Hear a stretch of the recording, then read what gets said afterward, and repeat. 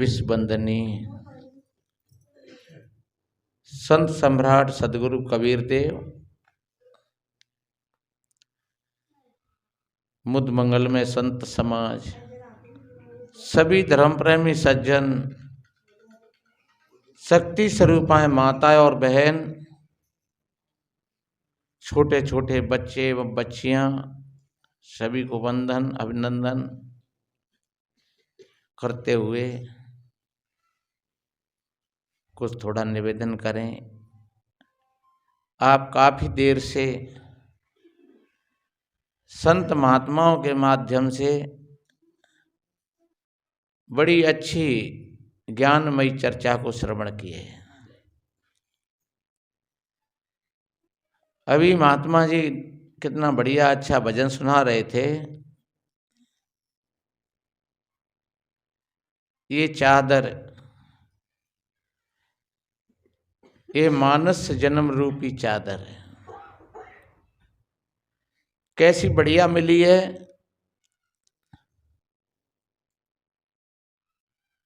और कितना अच्छा कहा कि ये ध्रुव ने ओढ़ा, प्रहलाद ने ओढ़ा और सुखदेव ने, इन्होंने ओढ़ा और ओढ़ करके इन्होंने इसको निर्मल किया। तो निर्मल जब किया जब कहीं गंदी हो गई। भाई कोई कपड़ा गंदा हो गया होगा तो तभी तो फिर उसको साफ किया होगा। तो उन्होंने तो निर्मल कर ली, लेकिन सदगुरु कबीर साहब जी ने ऐसी ओढ़ी कि वो गंदी नहीं हो पाई। उन्होंने ज्यों की तो रख दी नहीं। जैसे कोई एक आदमी को गाड़ी मिली बढ़िया अच्छी, और उस गाड़ी को चलाते चलाते वो कहीं खराब भी भई, फिर बनवाया, फिर खराब भई, फिर बनवाया, फिर कहीं कीच खांचे में चली गई, फिर सफाई करवाई, और वो धीरे धीरे अपनी मंजिल पर पहुंच गए। और एक व्यक्ति को गाड़ी मिली तो वो उसने ऐसे हिसाब से चलाई, ऐसे हिसाब से चलाई कि न तो वो गंदी भई और न वो खराब भई, और वो जा करके जहां जाना था वहां पहुंच गए। और उन्होंने जैसी की तैसी रख दी। तो कबीर साहब जी ने तो जैसी की तैसी रख दी। अन्य और महान पुरुषों ने ओढ़ करके मैली तो करी, लेकिन फिर उसको साफ भी कर लिया। तो चलो ये ठीक है, जो बढ़िया बात है। अगर किसी ने अपनो काम चलायो, काम करते में अगर कपड़ा खराब हो गए और फिर धो करके और बढ़िया कर ले, तो ये बढ़िया अच्छी बात है। क्योंकि काम करते वक्त कपड़ा में दाग लगना कोई असंभव बात नहीं है, ये संभव बात है। और वो तो खैर विशेष बात है कि जो काम कर ले। काज रही की कोटरी और काज रही का कोट, और तोंदी कारी ना भई रहे जो ओटई ओट। काजर की कोटरी में और काज रही का कोट, और उसमें वो रहा व्यक्ति, और उसमें रहते रहते रहते रहते और सारा समय जीवन बीत गया उसका, लेकिन उसमें कहीं भी एक दाग नहीं लगा। तो वो तो एक विशेष बात है। पर काऊ के लग गए हो और फिर माने छुड़ा लो तो चलो जीव बढ़िया बात है। अब को बाई में लिसरो लिसराओ धरो हो बाई जी पतो ही नहीं होए कि मेरी पूरी चादर खराब हो गई, कि मैं पूरा खराब हो गया, तो फिर अब हो सका क्या होगा। इसलिए मेरे बहन भाइयों, जो वास्तव में अभी निर्मल है, जिन भाई बहनों की चादर अभी निर्मल है, वो निर्मल बनी रहे। और जहाँ कहीं किसी की चादर में अगर दाग लगा हुआ है तो संत जगाते हैं कि उन एक एक दागों को छुड़ा करके अपनी चादर को निर्मल बना लो। ये विशेष बात है। बताते हैं कि बहुत समय की बात है, कोई एक महात्मा रहते थे, अच्छे महात्मा होंगे, और लोगों की दृष्टि में तो कहीं ना कहीं फर्क आ ही जाता है, चाहे अच्छे हों चाहे बुरे हों। हालांकि में जो अपन ठीक हैं भीतर से, तो लोगों की कोई चिंता नहीं है, क्योंकि लोगों के पास तो अपने अपने चश्मा होते हैं और वो अपने अपने चश्माओं से देखते हैं। पर अपन ठीक हों, बढ़िया हों, ये विशेष बात है। तो महात्मा वो अच्छे थे, महापुरुष थे। एक बार ऐसी कोई घटना घटी कि कोई एक विधवा स्त्री थी और उसका अवैधिक रूप से कहीं संबंध बन गया, तो उसके अंदर गर्भ की स्थापना हो गई। अब गांव में चर्चाएं होने लगी। चर्चा होते होते इतनी चर्चा के लोगों ने निश्चय किया, पंचायत जुरी, लोगों ने निश्चय किया कि इसको मार देना चाहिए, इसने समाज में बहुत गंदा काम किया है, इसको मार देना चाहिए। अब उस बेचारी को लगा के अब ये मुझको मार देंगे, अब नहीं छोड़ेंगे, तो वो एकदम वहां से भाग निकली। जैसे ही भाग निकली तो भीड़ उसके पीछे पड़ गई, पकड़ो पकड़ो पकड़ो, भाग न जाए, मार दो इसको। और वो जाकर के उसी महात्मा की कुटिया में घुस गई। लोगों को और दोहरा मौका मिल गया कि अब हम इसको देखेंगे। ये बहुत बड़ा सत्यवादी बनता था और बड़े अहिंसा परमो धर्म की दुहाई देता था। कहता था किसी जीव को नहीं सताना चाहिए, और एक तरफ कहता कि कभी व्यभिचार भी नहीं करना चाहिए। दुधारी बात हो गई। एक तरफ कहता कि किसी प्राणी को नहीं सताना चाहिए, और दूसरी तरफ कहता कि व्यभिचार नहीं करना चाहिए। अब इसने व्यभिचार किया है, अब इसमें ये महात्मा क्या कहेगा? अगर ये कहेगा कि मारो, तब तो इसका अहिंसा धर्म नष्ट होगा, और अगर ये कहेगा कि नहीं छोड़ दो इसको, तो फिर हम इससे ये कहेंगे कि तुम कहते कि व्यभिचार नहीं करना चाहिए, व्यभिचार पाप है, तो तुम कैसे साधु हो? दोबली बात। वो तो भीतर घुस गई। जैसे ही भीड़ भीतर को प्रवेश किया, भीड़ ने, महात्मा गेट पर खड़े हो गए।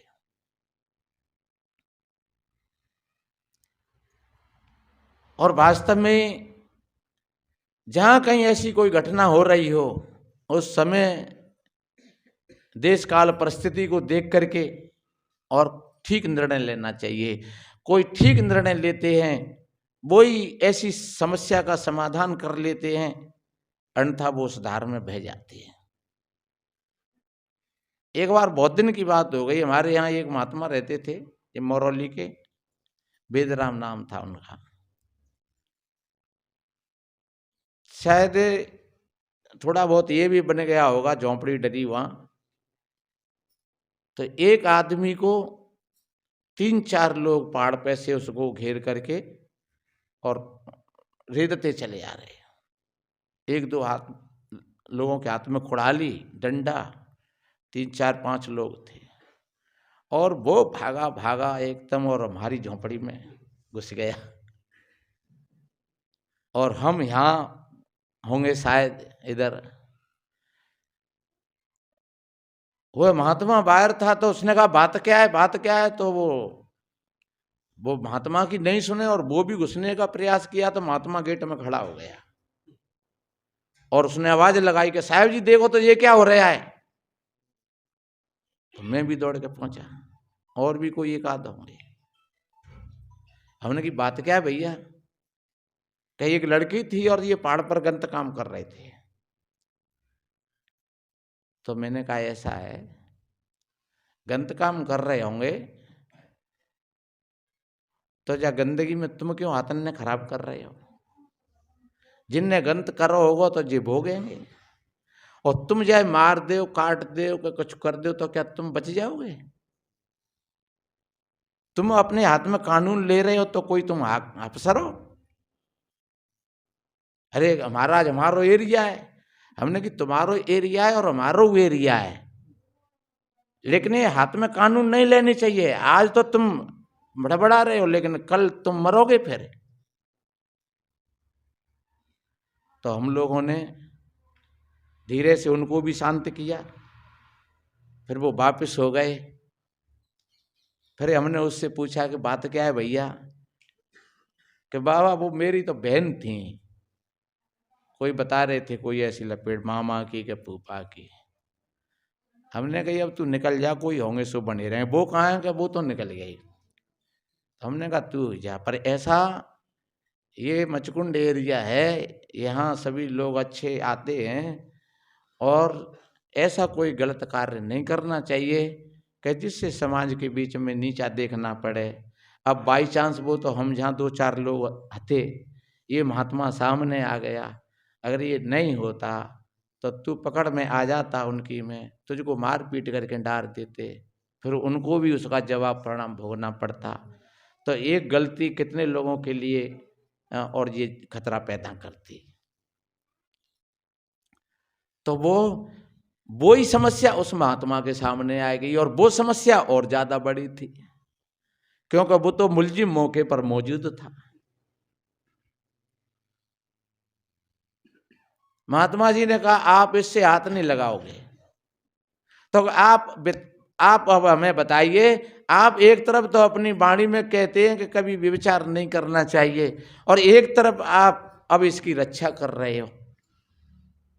इसको मारना चाहिए कि नहीं मारना चाहिए? महात्मा जी ने कहा मारना चाहिए, जरूर मारना चाहिए, तो निकालो इसको। महात्मा जी ने उसको बाहर खड़ा कर दिया, लोगों से कहा मारो।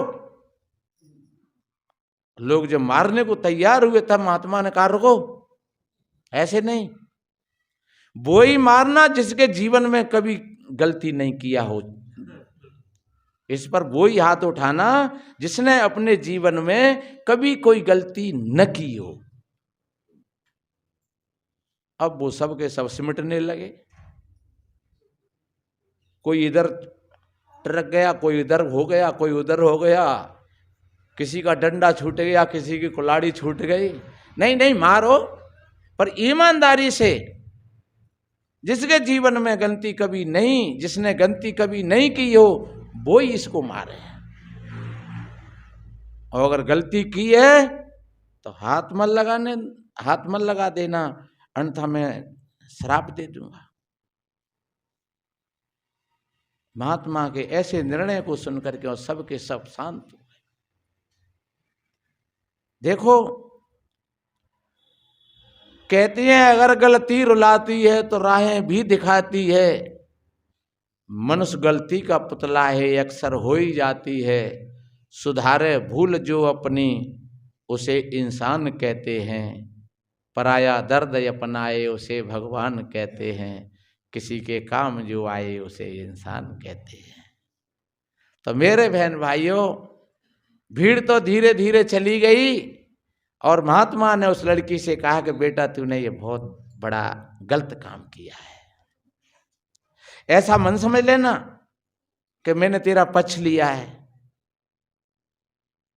मैंने किसी तरीका से तेरे प्राणों की रक्षा की है, लेकिन जो तूने ये गलत काम किया है इसका परिणाम तेरे को भी भोगना पड़ेगा।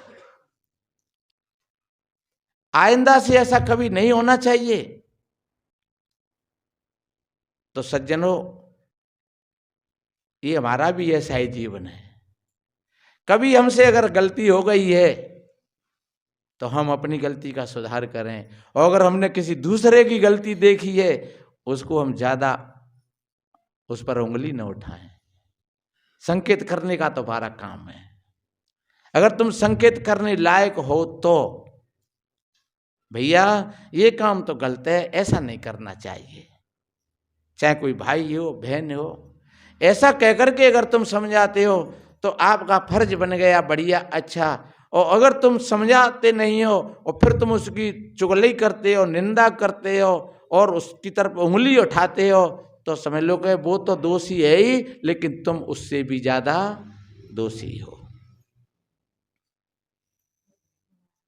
चादर मैली, ये हमारी मन रूपी चादर है, ये हमारे चित्त रूपी चादर है, इसमें ये दाग लगे हुए हैं, काम के दाग, क्रोध के दाग, लोभ मोह के दाग, अहंकार के दाग, छल कपट के दाग, बेईमानी के दाग, ये यही तो दाग हैं।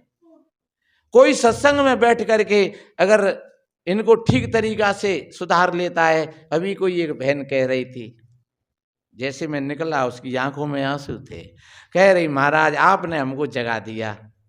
और मैं तो बामे तो मेरी आंख जम गई थोड़ी सी, क्योंकि हम रात 1, 1:30, 2 बजे आए तो शरीर थोड़ा थक रहा था, सवेरे से भी बैठ नहीं पाए बिल्कुल। तो महाराज आपने हमको जगा दिया। और मैं क्या सोच रहा कि ये कह रही हैं कि महाराज हमने आप जगा दे। मेरी ने थोड़ी सी आंख लग रही नहीं, नींद सी आ रही हल्की सी। मैंने कहा कैसे बेटा? अरे कि महाराज हमने आपकी वीडियो सुनी और हम आपकी वीडियो सुन करके हमको इतना अच्छा लगा, इतना बढ़िया लगा, और मानो एक जीवन में एक नई चीज़ पैदा हो गई। हमने कहा बेटा यही जागरूकता होती है। हमारे जी भाई कहीं उधर एटा की तरफ से आए थे, तो ये इन्होंने भी वीडियो सुनी तो कह रहे महाराज आपकी वीडियो सुन करके हमें एकदम जीवन में बड़ा परिवर्तन हुआ है। पहले फौज में नौकरी करी इन्होंने, विजयपाल नाम है इनका। तो घर में पत्नी से बात करा रहे सवेरे कि लियो महाराज जे बता देंगी और मैं कितना बेकार आदमी हूँ। तो पत्नी इनकी बहुत बड़ी ज़्यादा बड़ाई कर रही, महाराज जब से आपके वीडियो सुने हैं इन्होंने, ये आपके बिल्कुल भक्त हो गए हैं और इनको आप उपदेश दे देना। हमने कहा उपदेश जब तुम साथ में होगी तब देंगे हम उपदेश। तो महाराज आप चाहे दे दियो चाहे मन दे दियो, वो तो आपके भक्त हो गए हैं और हम आपके भक्त हैं। तो हमने कहा तो हमने तो इनको दे दिया और आपको भी दे दिया। तो ऐसे दुनिया में कहीं कहीं कोई ऐसे स्त्री और पुरुष होते हैं कि जो स्त्री अपने पति की बड़ाई करे और जो पुरुष अपनी पत्नी की बड़ाई करे कि धन्य मेरी पत्नी के लिए मुझे ऐसी पत्नी मिली है कि भाई जीवन साथ नहीं हो तो ऐसी हो। और ऐसे ही पत्नी अगर कह रही हैं धन्य हमारे आदमी के लिए, अगर आदमी हो तो ऐसा ही हो हमारा जीवन साथी, जैसा हमको मिला ऐसा ही ये मेरे गुरु महाराज सबको मिले। तो ऐसा अगर व्यवहार है तो समझ लो कि आपके जीवन में कितनी सौंदर्यता, सभ्यता, शांति, सहजता, यही तो मानव जीवन का वो लक्ष्य है। और जहाँ हाय हाय दाएं दाएं मच रही है दे भैया, और आदमी पिया है और बाने बेचारी पत्नी घर में बैठ कर रो रही है और बेटे पत्नी को मुँह को लग गो तो दे दिवा करके और बाहर को निकली गई। तो फिर ऐसा नहीं, अपने जीवन को ऐसा बढ़िया, यही तो चादर है, इसी को तो हमें साफ करना है। अगर गंदगी न हो, मैली न हो, तब तो सबसे उत्तम बात हो गई। जैसे अब ये बच्ची है और ये इस योग में आ गई हैं बढ़िया, और इनका जीवन इसी तरीका से इसी धारा में चला जाए तो मानो समझ लो कि साहब अपनी चादर ज्यों की त्यों रख दे। और जैसे हम और आप जैसे लोग क्या भैया संसार में हम घुस गए, पर संसार में घुस करके भी अब हमें थोड़ा सा होश हुआ, थोड़ी सी जागरूकता हुई हमें कि भाई हमारी जामे चादर में कहाँ कहाँ दाग लगे हैं और कैसे कैसे दाग लगे हैं, काय के दाग लगे हैं, किन किन चीज़ों के दाग लगे हैं। तो अब हमें ये जागरूकता हो गई तो हम उन दागों को छुड़ाने के प्रयास में लग गए कि भाई ये गुरु महाराज की कृपा ऐसी हो कि ये हमारे ये दाग छूट जाए सारे के सारे और हमारी भी चादर निर्मल हो जाए। तो चलो उत्तम नहीं तो मध्यम सही, पर फिर भी ठीक तो हो गई। एक भजन में गाते हैं तेरी 5 रंग की चुनरिया मैली हो गई रे। कैसे मैली हो गई के झूठ कपट के दाग लगे जामे विषय भोग की काई, और दम्भ लोभ की भरी गंदगी बाहर भीतर छाई, काटे चिंता रूपी चौखरिया, मैली हो गई रे तेरी 5 रंग की चुनरिया। काऊ भक्त की कही न मानी अत्याचार कमायो, और संत गुरुन की निंदा कीनी काल सी सपे छायो, बांधी अपजस की गठरिया मैली हो गई रे। अब या में सावन लगे ज्ञान को, प्रेम भक्ति को पानी, और ध्यान सुरत की पटिया करके धोवे बुद्ध सयाहनी, सूखे पारक रूपी धूपरिया। कैसी मिली है बढ़िया, जैसे तैसे मिली भाग्य से फिर न मिले सुखारी, और कहें भारती फिर मिलेगी फटी फटाई साड़ी, लगे जाए 84 थिगरिया। और एक बात बताएं, हम अपने मन को बढ़िया निर्मल बना लें। जब मन निर्मल होता है तो शरीर की रोग भी धीरे धीरे दूर होने लगते हैं। हमारे जो मन में जो चिंता है, भय है, टेंशन है, नाना तरीका के, अगर थोड़ा सा हम इन पर ध्यान करें, कोई बहू है तो कुछ कह रही है तो कह रही है, कोई चिंता की बात नहीं है। कोई सासू माँ है कछु बक रही है तो बक रही है, लेकिन अपन हंसते खेलते, एक अपना चित्त हर वक्त एक बोझ से लदा हुआ है। जो चित्त बोझ से लदा हुआ है, तो मैं कहता हूं चाहे वो लोग रोज दवा खाते रहें, चाहे वे लोग रोज भक्त और सियाने इनके पास में जाएं, पर उनका चित्त जब तक ठीक नहीं होगा तब तक उनको शांति नहीं मिलेगी। ये अपने चित्त की बात है। तो अपने चित्त को इतना निर्मल बनाएं, इतना पवित्र बनाएं, हंसते खेलते रहें। ये नहीं कि नेक नेक बातों पर मुंह लटक जाएं, ये नहीं। यही तो बीमारी है सबकी सब पूरी की पूरी।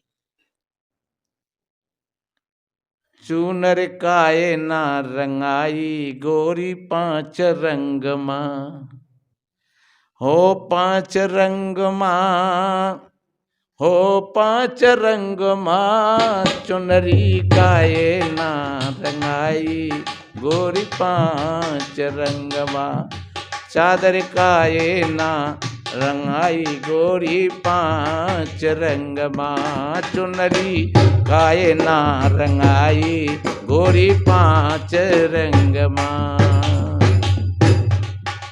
ये 5 रंग, जो पहले जो 5 विकार थे वो तो गंदगी के थे, जो झूठ के, कपट के, छल के, ईर्षा के, द्वंद्व के। और जो 5 रंग की फिर कह रहे हैं कि भैया 5 रंग में रंगाए ले हो। यहां गोरी शब्द का मतलब है आत्मा से, चेतना से।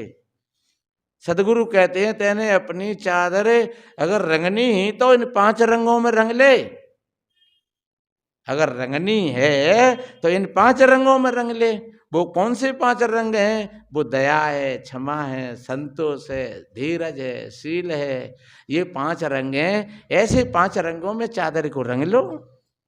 देखो आपकी चादर कितनी सुंदर लगेगी, अच्छी लगेगी, बढ़िया लगेगी। और चादर ही बढ़िया लगेगी तो चादर बढ़िया लगेगी तो तुम बढ़िया लगोगे। क्यों? हमारे अगर इन कपड़ों से गंदगी लग रही हो और फिर कहीं हम अच्छे समाज में जाएं तो लोग मुंह समेटेंगे, कहने लायक होंगे वो कहेंगे, और नहीं भी कहेंगे वो कहें अरे वैसे बड़े बड़े महात्मा बने फिरते हैं जी, और कपड़ा कैसे गंदे है रहे हैं, धोए ना सकते ही क्या। अपने हाथ पाए ना चंद तो कोई चेला ही थे कहे से धुप्पा लेते। तो मेरे भाई बहनों, और जब बढ़िया आप सभ्य हो, आपके बढ़िया अच्छे साफ शुद्ध कपड़ा हैं, मैं ये नहीं कह रहा हूँ कि तुम्हारे कपड़ा 10,000 के होंगे, 50,000 के होंगे। बात यह है आपके जैसे कपड़ा हैं वो साफ हों, शुद्ध हों, पुराने हों, सिमरे हों तो कोई बात नहीं है। अगर फट गए हैं और फिर अगर वो सीन लिया है आपने तो कोई बुराई की बात नहीं है, क्योंकि ये तो संसार की रीत है। क्यों कहते हैं कि फटे को सीना और रूठे हुए को मनाना, ये अच्छे लोगों का काम होता है। अगर कपड़ा फट गया है तो उसको सी करके पहनो, और अगर कोई रूठ गया है हमसे तो उसको किसी भी तरीका से मनाने का प्रयास करो। ये ऐसा नियम कहता है, फटे को सीना और रूठे को मनाना। पर तई आप कछु ये कह रहे होंगे महाराज हम बहुत प्रयास करते हैं। एक कोई बहन कह रही, महाराज हम बहुत प्रयास करते हैं पर हमारी सासू माँ तो हमसे रूठी रूठी रहती है। अरे भगत अब भाई कांकुल मना सवेरे मना लो तो संज्ञा नो फिर रूठ जाती है। तो जिनकी ऐसे रूठने की भावना बन गई है तो बिना रूठे ही रहने दो, बिनते उपेक्षा करते हो जाओ। ऐसी अगर उनकी भावना है तो अपने मन को बढ़िया अच्छा पवित्र बना करके रखो। देखो ऐसा कहा है, मैत्री, करुणा, मुदिता और उपेक्षा। योग दर्शन में ये 4 सूत्र बताए हैं। मैत्री, अपने बराबरी के लोगों में मैत्री भाव, चाहे बहन हो चाहे भाई हो, अपना मैत्री भाव बना करके रखेंगे। चाहे घर में सास बहू हैं, मैत्री भाव बना करके रखें। मित्रत्व भाव, पति और पत्नी है, मैत्री भाव बना करके रखें। मैत्री और मुदिता, अच्छे लोगों को देख करके प्रसन्न हो जाना, चित्त एकदम खिल जाए।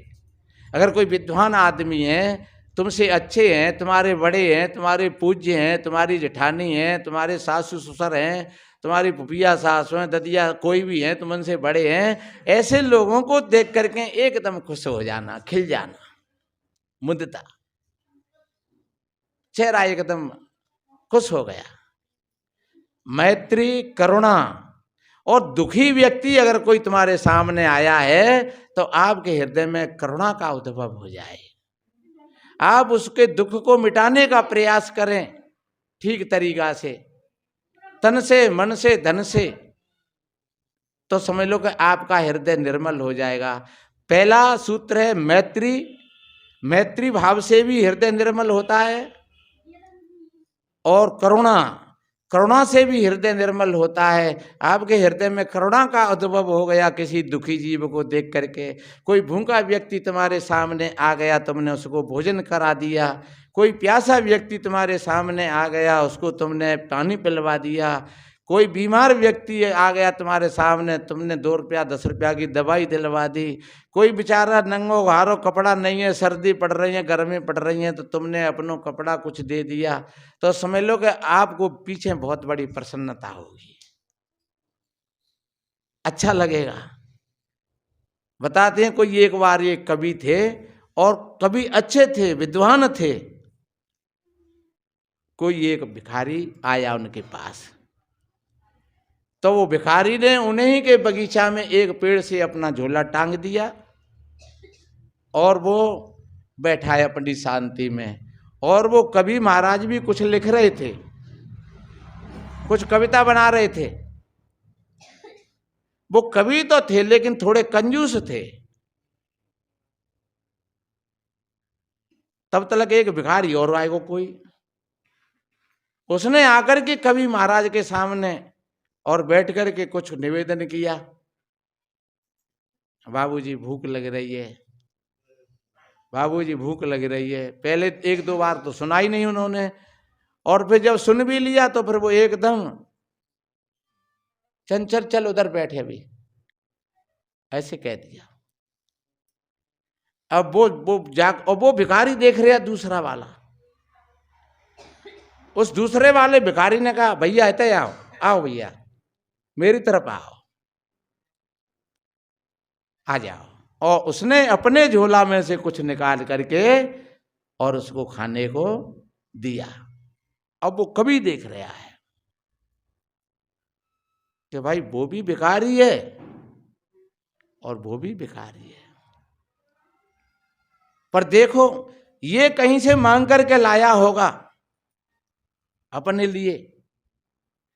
और जब एक भूखा व्यक्ति को देख करके और इसके हृदय में एक करुणा जागृत हो गई, एक उदारता जागृत हो गई, तो उसने प्रेम से बुला करके अपने पास अपने झोला में से निकाल करके और उसको खाने के लिए दिया, और खुद आनंद में है और दूसरे को भी आनंद दिया। अब वो कभी देख रहा, धन्य ऐसे भिखारियों के लिए। और हम जैसे कभी पैसा भी हमारे पास, लेकिन हमारी बुद्धि में क्या हो गया है, कैसी सटता बैठ गई है, ये कि हमने उसकी बात नहीं सुनी। अरे सच्चे अर्थों में तो कविता का अर्थ ही ये होता है, सच्चे अर्थ में ज्ञान का अर्थ ही ये होता है कि भूखे को तुम भोजन देना, प्यासे को नीर पिलाना जी, और दुखियों पर तुम करुणा करना, परोपकार कमाना जी।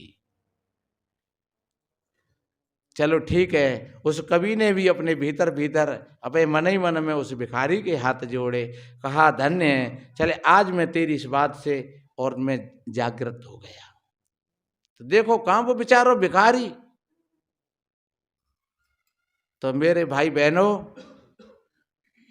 अपने बराबरी के लोगों में मैत्रीय भाव, अपने बराबर के लोगों को देख करके और मित्रता भाव प्रकट हो, कंधा से कंधा लगाने के लिए तैयार हो जाए, खींचने को नहीं, पैर पकड़ करके खींचने को नहीं। और अगर कोई दुखी व्यक्ति आ गया तो आपका हृदय करुणा से भर गया, आपने उसकी सहायता करी, जैसी बनी वैसी। मैत्रता और करुणा और मुदिता, अपने बराबरी के लोगों को देख करके, विद्वान लोगों को देख करके, छोटे बच्चाओं को देख करके हमारा हृदय प्रसन्नता से भर जाए। बच्चा चाहे काऊ के हों, खेलते अगर सामने आ रहे हैं तो कितने अच्छे लगते हैं, लेकिन कितने लोगों के बड़ी ईर्ष्या पैदा हो जाती है दूसरों के बच्चों को देख करके। दूसरा आदमी कोई अच्छा नहला धुला दिख रहा है तो बड़ी ईर्ष्या पैदा हो गई। तो सज्जनों, मैत्री, करुणा और मुदिता और उपेक्षा। उपेक्षा का अर्थ होता है कि जो हम बार बार जिसको मनाते हैं और बार बार हमसे रूठता है और वो हमारी बीच में बार बार रोड़ा बनता है, तो ऐसे व्यक्ति से अपन भीतर से सावधान हो जाओ कि भैया न तो जाते लड़ाई और न जाते प्रेम। उसको कहते हैं उपेक्षा। बात से लड़ाई भी मत रखो, अगर लड़ाई रखोगे तो वो भी तुम्हारे लिए खतरा है, बाकों चाहे हो चाहे नहीं हो, पर तुम्हारे लिए खतरा है। तो इसलिए ये 4 सूत्र हैं अपने मन को बढ़िया अच्छा बनाने के लिए, मैत्री, करुणा, मुदिता और उपेक्षा। मैंने बोला था कि फटे को सीना और रूठे को मनाना, और फिर भी कोई मनाने से नहीं मनता है। एक बार बहुत दिन की बात हो गई, एक व्यक्ति को मैंने मनाने का बहुत प्रयास किया और वो नहीं मना। तो फिर एक चौपाई मुझे याद आ गई रामायण की। तो वो चौपाई का भाव के सट सो बेनया कोटेल सन प्रीति और सहज कृपण सो सुंदर नीति। अगर सटा आदमी के सामने तुम ज्यादा विनम्र बनोगे तो वो उसका और मिजाज ऊपर बढ़ जाएगा। जिससे सट आदमी के सामने विनय करना मूर्खता ही है। जो सट है, संटो है, सूखो है, अपने स्वार्थ पर रहता है, उसके सामने अगर तुम विनय प्रार्थना करोगे तो तुम्हारी वो बेकार जाएगी। सटसों विनय और कुटिलसों प्रीति। अगर कुटिल आदमी है, कपटी आदमी है, छली आदमी है, स्वार्थी आदमी है, ऐसे आदमी से तुम प्रीति करोगे, बाकी प्रीति कबहू पूरी नहीं पड़ेगी। वो कहीं ना कहीं तुमको काटता चला जाएगा, बिगाड़ता चला जाएगा, खींचता चला जाएगा। तो सट से विनय, कुटिल सन प्रीति और सहज कृपण सो सुंदर नीति। अगर लोभी आदमी है, कंजूस आदमी है और भाई बढ़िया सुंदर सुंदर नीति के उपदेश देव बुना तुम्हारे नहीं सुन लो है। लोभी आदमी देखो दान करना चाहिए, भूखों की सेवा करना चाहिए, भोजन देना चाहिए, और सुन तो सगन जाओ पर जो कहेगा कि ना हूँ तो 1 रुपया नहीं दे चाहे मत जाऊं। क्योंकि लोभी आदमी का अर्थ ही यही होता है। कहते हैं कि पाप को बाप को है कि लोभ है। लोभ सर सयब गुण नहीं, तप नहीं सत्य समान, तीरथ नहीं मन शुद्ध सम, विद्या सम धनयान। कितना बढ़िया अच्छा कहा है कि लोभ के समान तो कोई पाप नहीं है, लोभ सरस अवगुण नहीं, और तप नहीं सत्य समान, सत्यता के समान कोई तपस्या नहीं है। आप सत्यता के साथ में हो, कभी भूखे मत मरना, कभी उपवास व्रत ऐसे मत करना। आप सत्य के साथ में हो, कभी तीर्थों में मत भटकना, कभी मंदिर और मस्जिदों में मत भटकना, क्योंकि आपका जब मन साफ है, निर्मल है, तो कभी कहीं जा रहे हैं देशाटन के लिए, घूमने भी जा रहे हैं, तो भीड़ बब्बड़ के पंचड़ में मत पड़ो, जाओ तो बड़े आराम से अकेले जाओ, घूम करके आओ, देख करके आओ। आपका मन पवित्र है तो आपका तीर्थ बन गया। किम तीर्थम निज मनो विशुद्धम, यानी तीर्थ सबसे बड़ा कौन सा है कि अपना मन विशुद्ध यानी शुद्ध है बिल्कुल, तो आपने सबसे बड़े तीर्थ में डुबकी लगा रही हो। लोभ सरस अपगुण नहीं, तपने सत्य समान, और तीर्थ नहीं मन शुद्ध सम विद्या सम धन आन। विद्या के समान कोई दूसरा धन नहीं है। आपके पास में कोई भी कला है, आप कभी कंगाल नहीं हो। आप जहाँ बैठ जाओगे, आपकी गुजर बसर के लायक वहीं पर सब कुछ आ जाएगा। तो इसलिए मेरे बहन भाइयों, विद्यावान व्यक्ति होता है वो कभी कंगाल नहीं होता है, दरिद्री नहीं होता है। तो हमने निवेदन किया कि अपनी इस चादर को बढ़िया बनाएं, निर्मल बनाएं, पवित्र बनाएं, और चादर अगर निर्मल हो जाएगी तो समझ लो कि आपका जीवन सार्थक हो जाएगा, अच्छा हो जाएगा। एक सदगुरु कबीर तो ऐसे महापुरुष थे कि जिन्होंने अपनी चादर में दाग भी नहीं लगने दिया और उन्होंने यूं की त्यों ही रख दी। और एक ऐसे थे कि जिन्होंने ओढ़ी खूब अच्छी तरीका से और वो गंदी हो गई, लेकिन उन्होंने फिर साफ करके और ज्यों की त्यों उन्होंने भी रख दिया। तो चलो हम तुम लोग उन्हीं में से सही कि अब ओढ़े तो सही हैं और दाग लगी गए हैं, पर ये दागन ने धीरे धीरे धो धा करके साफ करके अपने लक्ष्य पर पहुंच जाए तो हमारा जीवन सार्थक बनेगा, सुंदर बनेगा।